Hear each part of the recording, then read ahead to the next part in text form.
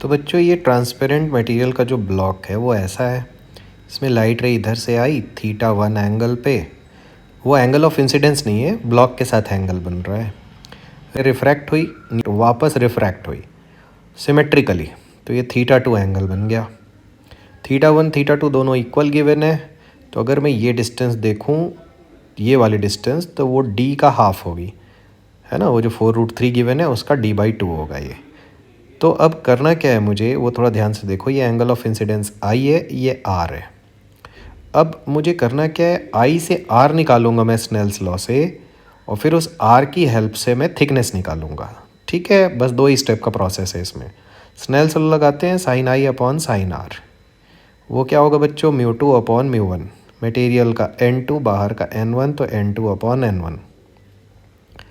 अब sign I basically कितना है, वो है साइन 90 माइनस θ1। ठीक है, क्योंकि आई जो है वो थीटा नहीं है, दोनों का सम 90 आई और θ1 का, तो 90 माइनस θ1 अपॉन साइन आर की वैल्यू आ गई n2 अपॉन n1।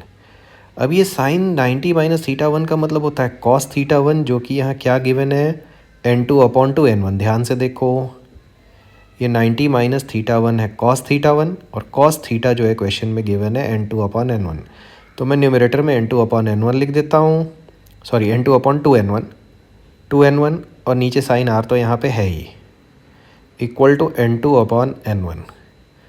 तो एक सारी n2 n1 कैंसिल होके साइन आर की वैल्यू आएगी 1/2, इसका मतलब आर है 30 डिग्री। अब अगर ये आर 30 डिग्री मिल गया, तो ये ट्रायंगल को ध्यान से देखना, ये जो मैं ये ट्रायंगल ड्रॉ कर रहा हूँ, इस ट्रायंगल में ये आर मुझे पता है, थिकनेस चाहिए, बस अब एक ही स्टेप बचा है कि मैं लगाऊं tan थीटा, परपेंडिकुलर नोन है, बेस चाहिए, तो मैं लगा दूंगा tan theta. So tan theta की वैल्यू क्या आ जाएगी बच्चों, perpendicular upon base d/2 upon T equal to tan 30 degree. अब बस वैल्यूज़ पुट करनी है। सो d की वैल्यू है 4√3 डिवाइडेड बाई 2, न्यूमरेटर में लिख दिया, और ये थिकनेस मुझे निकालनी है, tan 30 की वैल्यू है 1/√3। तो क्रॉस मल्टीप्लाई करके t की जो वैल्यू आएगी वो आ जाएगी